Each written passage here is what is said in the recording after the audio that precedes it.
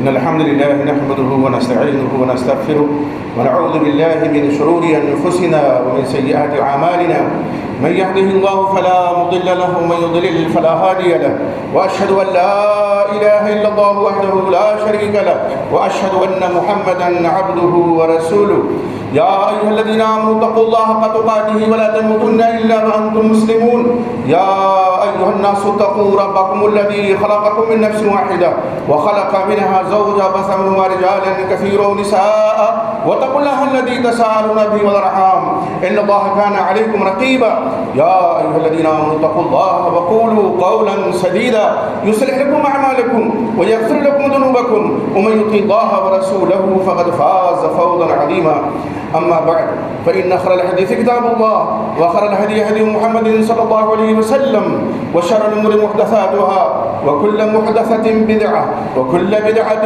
ضلالة وكل ضلالة في النار أعوذ بالله السميع العليم من الشيطان الرجيم بسم الله الرحمن الرحيم وأقيموا الصلاة وآتوا الزكاة واركعوا مع الراكعين. اللہ رب العزت کی تعریف و توصیف اور امام الانبیاء سید الاولین والآخرین امام اعظم محمد رسول اللہ صلی اللہ علیہ وسلم رضی شمار السلام کے بعد یہ اللہ کا فضل و احسان ہے کہ رمضان کا مبارک مہینہ ہمارے آپ کے اوپر سایہ فگن ہے.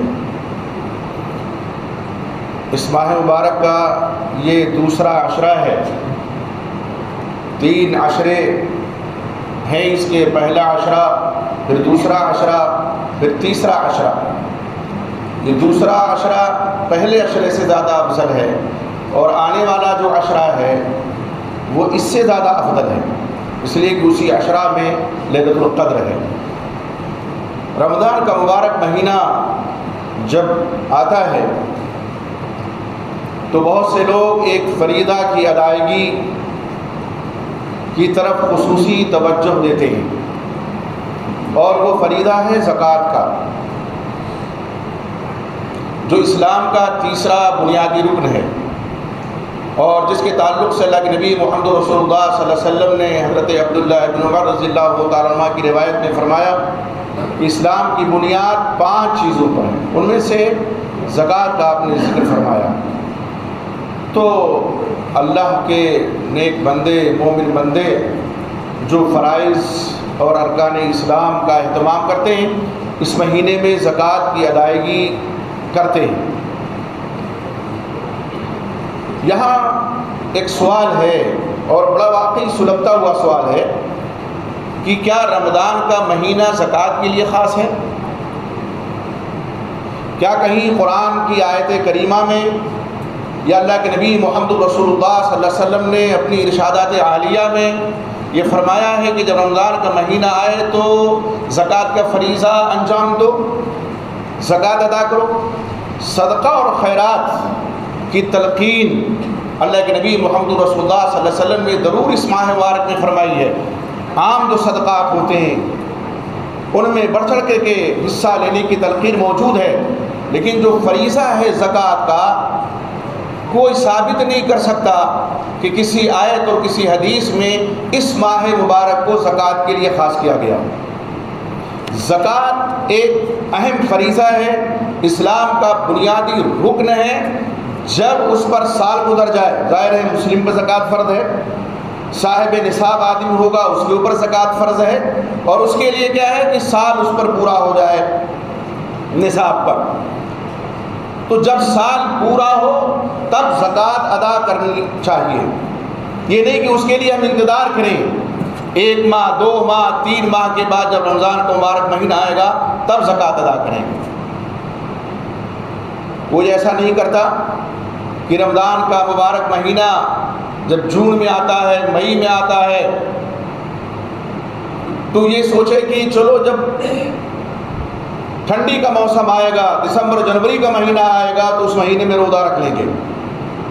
اور اگر کوئی ایسا کہے بلکہ سوچے بھی اور اس سوچ کا اظہار کرے تو لوگ کہیں گے یہ پاگل ہو چکا ہے، اس کو بریلی بھیج دو یا رانچی بھیج دو یا آگرہ بھیج دو، اس کو علاج کی ضرورت ہے.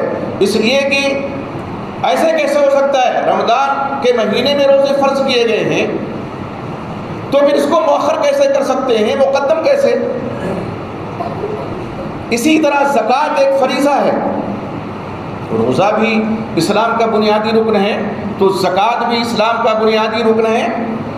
تو جب زکوٰۃ واجب ہو، جس مہینے میں سال پورا ہو اسی مہینے میں زکوٰۃ ادا کرنی چاہیے۔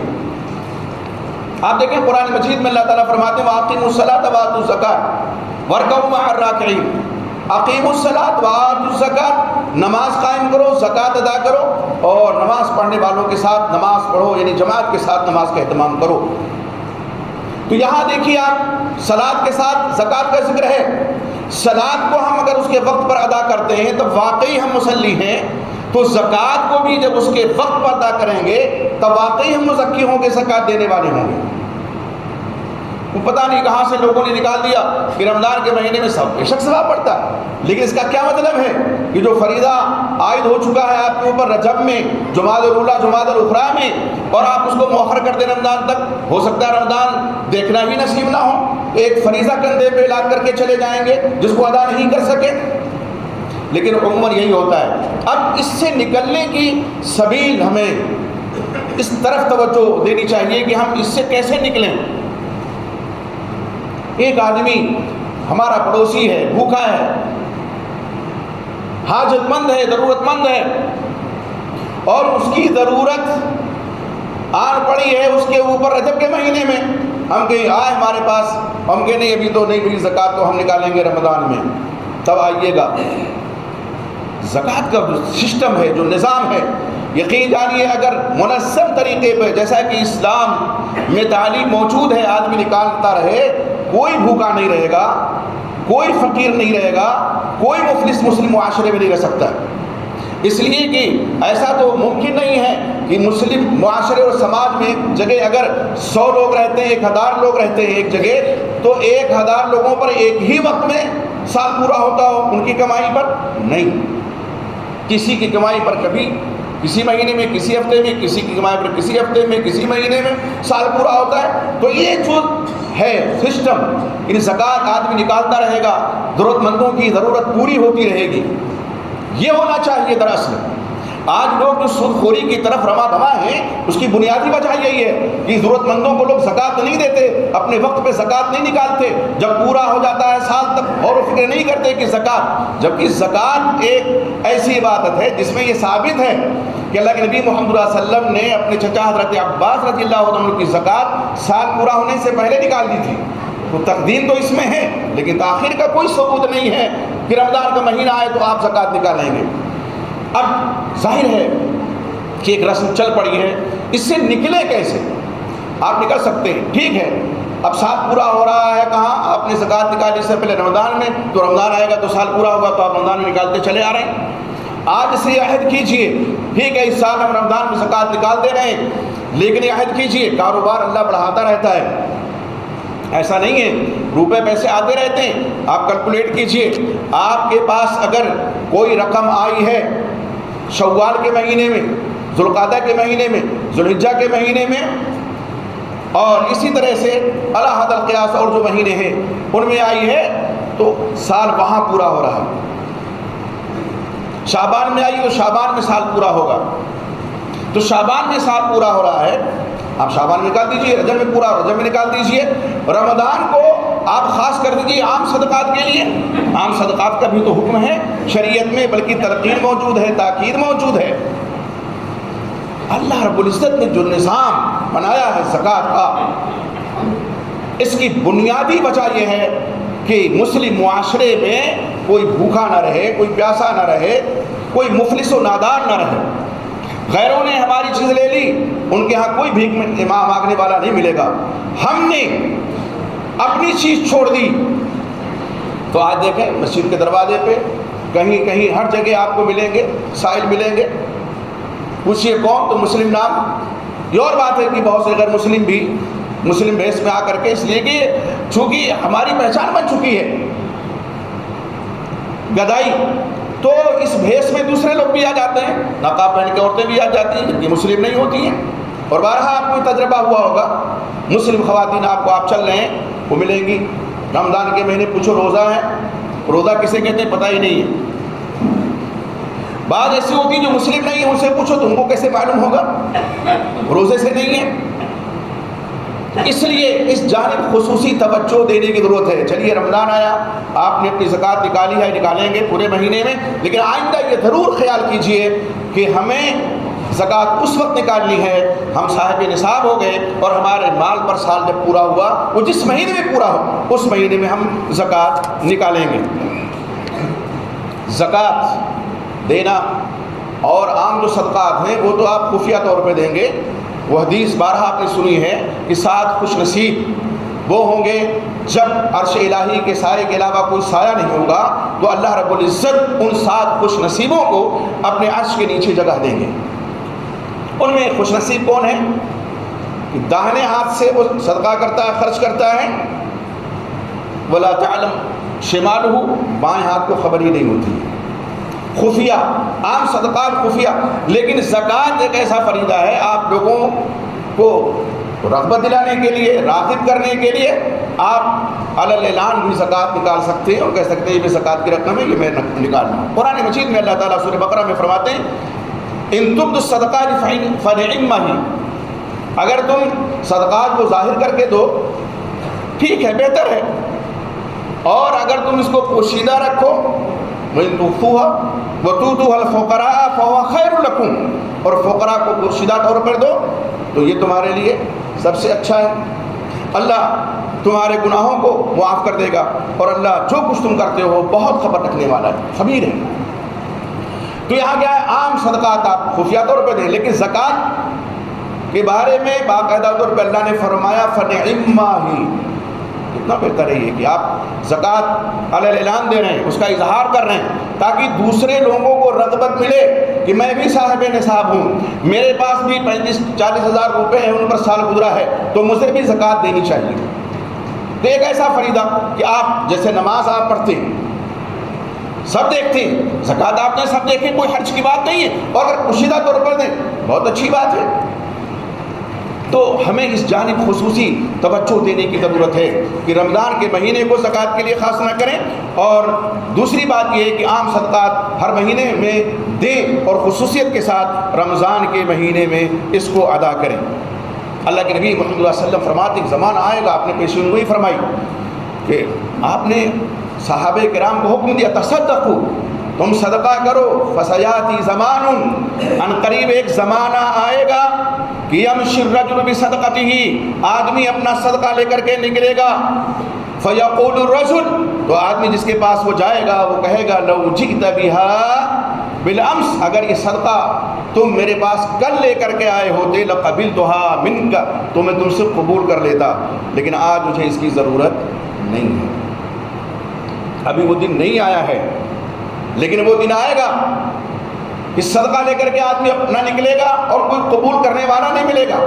اس حدیث سے ایک بات کیا معلوم ہوئی کہ آدمی نکلے گا، آدمی کے پاس جائے گا جو مستحق ہے بظاہر اس کی نظر میں، وہ کیا کہے گا لو جئت بها بالامس، اگر کل آئے ہوتے لقبلتها منک، میں تم سے قبول کر لیتا. کیا مطلب؟ ضرورت اس کو کل تھی، آج نہیں. تو اسی طرح ضرورت اس کو شعبان میں ہے، رجب میں ہے، جمادی الاولیٰ جمادی الاخریٰ میں ہے، اور آپ رمضان میں دے رہے ہیں. کہاں سے آدمی دے؟ اس حدیث کا ایک مفہوم یہ بھی ہے کہ زکوٰۃ کو اپنے وقت پہ نکالنا چاہیے. حضرت عبداللہ بن مسعود رضی اللہ تعالیٰ عنہ کی روایت ہے، جو لوگ زکوٰۃ ادا نہیں کرتے ہیں ان کے تعلق سے آپ صلی اللہ علیہ وسلم نے بڑی وعید بیان فرمائی ہے. آپ فرماتے ہیں صلی اللہ علیہ وسلم ما من احد لا يؤدي زکاۃ مالہ الا مثل له یوم القیامۃ شجاعا اقرا، جو لوگ اپنے مال کی زکوٰۃ نہیں دیتے ہیں ان کا مال گنجے سانپ کی شکل میں لایا جائے گا، اور کیا کہے گا؟ اس کے گلے میں توق کی طرح ڈال دیا جائے گا اور کہے گا میں تمہارا مال ہوں، میں تمہارا خزانہ ہوں، انا کنزک انا مالک. یہ گنجا سانپ اس کو ڈستا رہے گا اور یہ کہتا رہے گا کہ میں تمہارا مال ہوں، میں تمہارا خزانہ ہوں. اور وہ آیت جس میں اللہ رب العزت نے فرمایا والذین یکنزون الذھب والفضة ولا ينفقونها في سبيل الله فبشرهم بعذاب عليم يوم يحمى عليها في نار جهنم فتقوى بها جباههم وجنوبهم وظهورهم هذا ما كنزتم لانفسكم فذوقوا ما كنتم تكنزون. وہ لوگ جو سونے اور چاندی کو سینت کے رکھتے ہیں، کنز بنا کر کے رکھتے ہیں، اللہ کی راہ میں خرچ نہیں کرتے.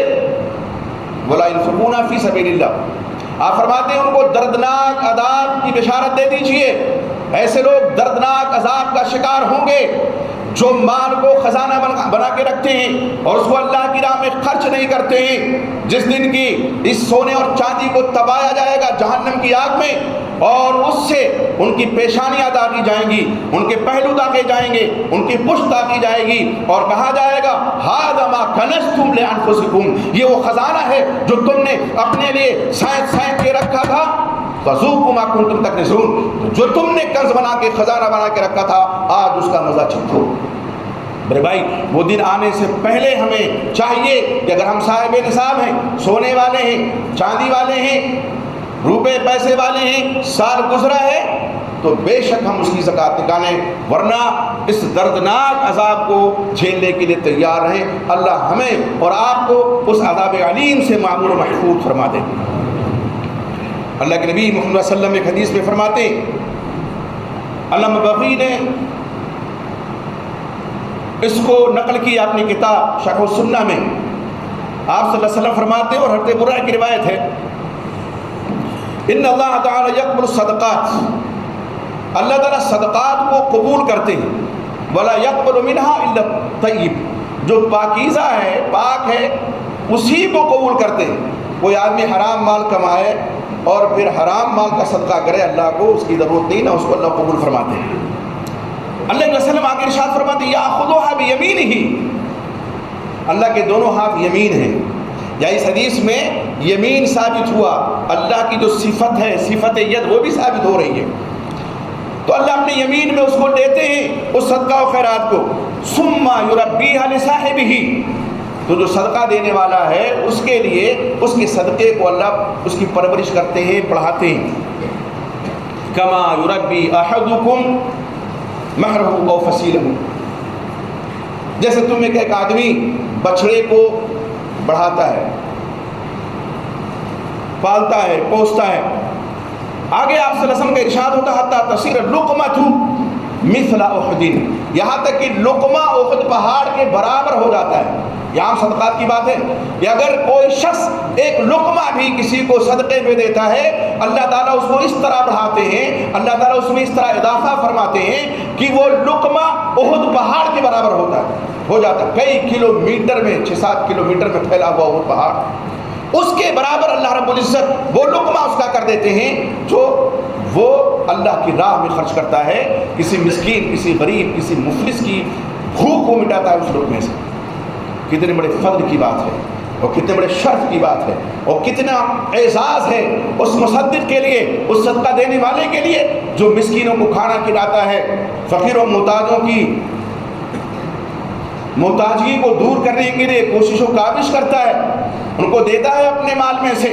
عام صدقے کی بات ہے، یہ زکوٰۃ تو فریضہ ہے، اس کو تو دینا ہی دینا ہے، وہ ہمارا آپ کا نہیں ہے. بعض لوگ کیا کرتے ہیں، کہتے بھی یہ تو اپنا ہمارا ہے، جس کو چاہیں گے دیکھیں. نہیں صاحب، زکوٰۃ کا معنی یہ پاکیزگی کے، جب آدمی زکوٰۃ نکالتا ہے اس کا مال پاک ہو جاتا ہے.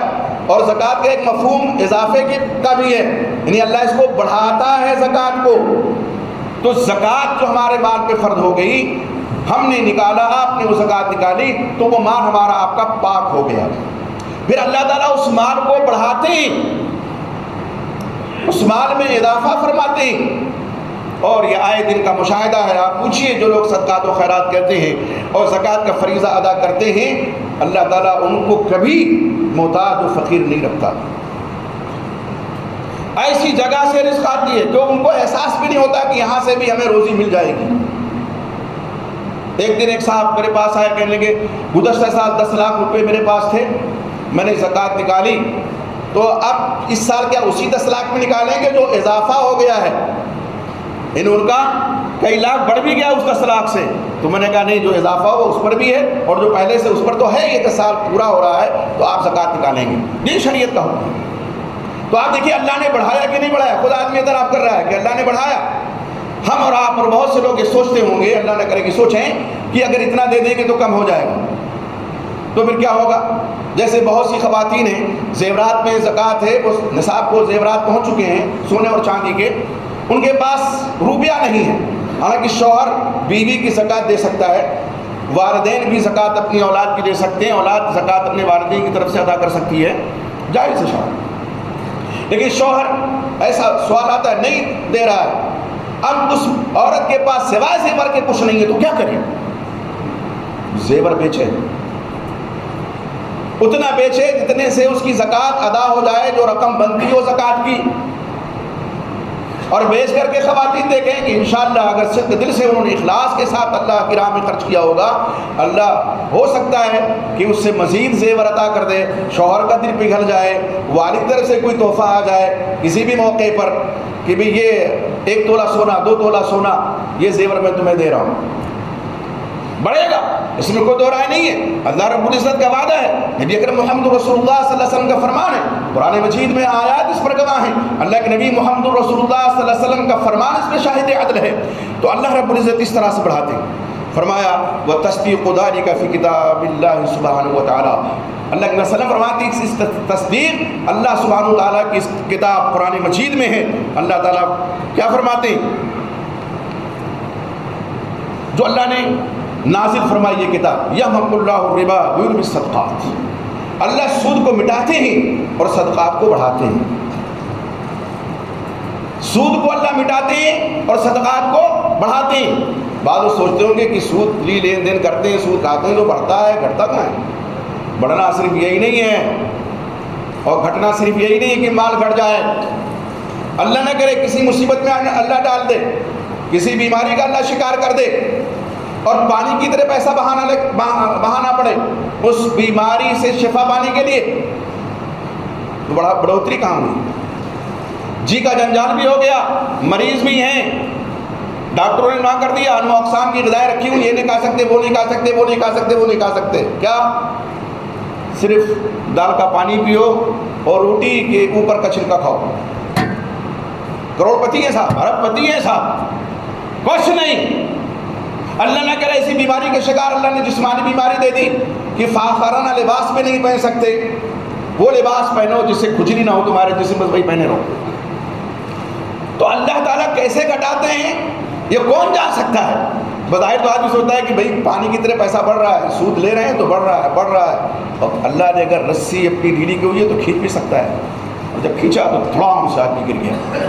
اس لیے اللہ علیہ وسلم فرماتے ہیں کہ اس کی تصدیق دیکھو، اللہ فرماتے ہیں کہ اللہ سود کو بڑھاتے ہیں، سود کو گھٹاتے ہیں، مٹاتے ہیں، اور صدقات کو اللہ رب العزت بڑھاتے ہیں۔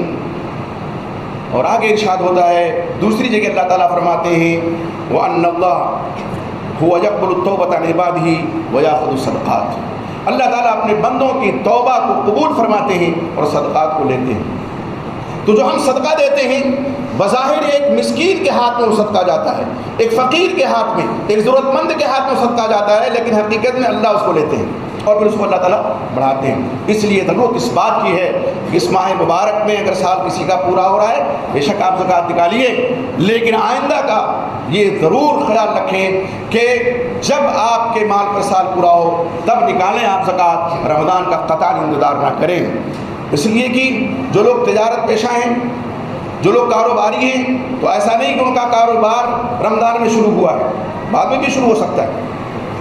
ہمارے پاس کوئی پیسہ ہے 2, 4, 10 لاکھ روپے ہیں، ہم نے اس کو ذوالحجہ، ذوالقعدہ یا محرم کے مہینے میں لگایا، اب سال پورا ہوگا محرم میں، ہاں ایڈوانس تو نکال سکتے ہیں۔ کیا آپ چاہتے ہیں کہ 2 مہینہ بھی باقی ہے اور ہم نکال دیں تو آپ نکال سکتے، اس کی دلیل موجود ہے، ہم نے بتایا، لیکن آپ تاخیر نہیں کر سکتے۔ تو یہ جو رمضان کے مہینے میں ایک چلن عام ہو چکا ہے، صدقات و زکوٰۃ، صدقات تو ٹھیک ہے نکالیے، زکوٰۃ جو فریضہ ہے اس کو نکالنے کا، دھیرے دھیرے اس سے باہر اس طرح آ سکتے ہیں آپ۔ رمضان کے میں جس کا سال پورا ہو رہا ہے بے شک وہ نکالے، اس لیے کہ رمضان میں بھی ضرورت مند ہوتے ہیں اور لوگ نکلتے ہیں، اس میں کوئی دو رائے نہیں ہے۔ جس مال پہ آپ کے رمضان میں سال پورا ہو رہا ہے اس مال پہ رمضان میں نکالیے، جس مال پہ رجب میں پورا ہو رہا ہے رجب میں نکالیے، جس مال پہ شعبان میں پورا ہو رہا ہے شعبان میں نکالیے۔ تو اس طرح سے جب نکالتے رہیں گے ہر ضرورت مند کی ضرورت پوری ہوتی رہے گی۔ اللہ رب العزت نے یہ ہمیں موقع عطا فرمایا ہے، یہ ماہ مبارک عطا کیا ہے، ہمیں اس ماہ مبارک کو اچھی طرح سے شریعت کے دائرے میں گزارنا چاہیے۔ صدقات کی بات آئی، زکوٰۃ کی بات آئی، زکوٰۃ الفطر انشاءاللہ جب جمعہ آئے گا آخری جمعہ اس مہینے کا اس مسئلے پہ انشاءاللہ روشنی ڈالی جائے گی۔ اور بہت سے لوگ اس میں بھی غفلت کا شکار ہیں اور وہ نقدی اور اس میں اور اس میں کیا نکالیں، ہر سال سوال ہوتا ہے، انشاءاللہ وضاحت اس کی جائے گی۔ اس جمعہ کو اگر اللہ نے توفیق بخشی جو جمعہ آخری جمعہ ہوگا اور جس کے بعد ہی صدقۃ الفطر ہمیں نکالنا ہوتا ہے، افضل تو وہی ہے کہ چاند کی رات میں نکالیں، ایک دو دن پہلے نکالنا بھی حضرت عبداللہ ابن عمر رضی اللہ عنہ کی روایت میں ثابت ہے۔ اللہ سے دعا کیجیے کہ اللہ رب العزت جو کچھ ہم عمل کرتے ہیں ان کو قبول فرما لے۔ اللہ ہماری نمازوں کو، ہمارے روزوں کو، ہماری صدقات، ہماری خیرات کو، ہماری زکوٰۃ کو اللہ تعالیٰ شرف قبول عطا فرما۔ اللہ رب العزت بندے ہیں، گنہگار ہیں، سیاہکار ہیں، لیکن میرے مولا تیرے در سے وابستہ ہیں۔ اللہ ہمارے گناہوں کو معاف فرما، ہماری لغزشوں کو معاف فرما، ہماری خطاؤں کو معاف فرما۔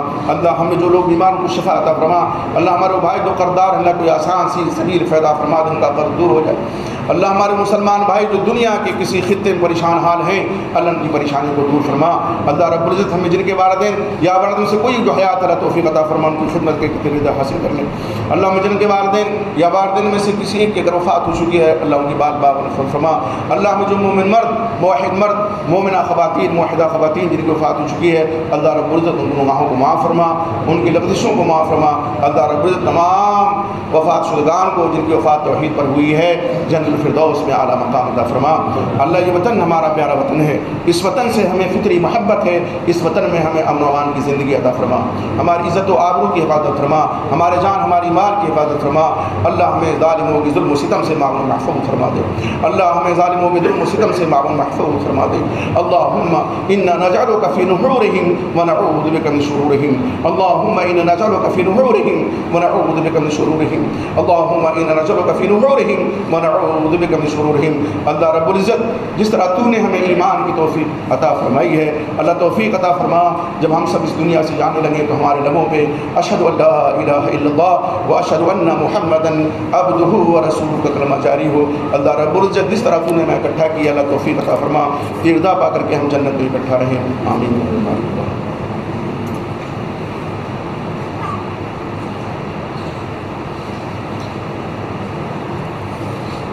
الحمد لله نحمده ونستعينه ونستغفره ونعوذ بالله من شرور انفسنا ومن سيئات اعمالنا من يهده الله فلا مضل له ومن يضلل فلا هادي له واشهد ان لا اله الا الله وحده لا شريك له واشهد ان محمدا عبده ورسوله اما بعد فان خير الحديث كتاب الله وخير الهدي هدي محمد صلى الله عليه وسلم وشر الامور محدثاتها وكل محدثه بدعه وكل بدعه ضلاله وكل ضلاله في النار۔ فاعوذ بالله السميع العليم من الشيطان الرجيم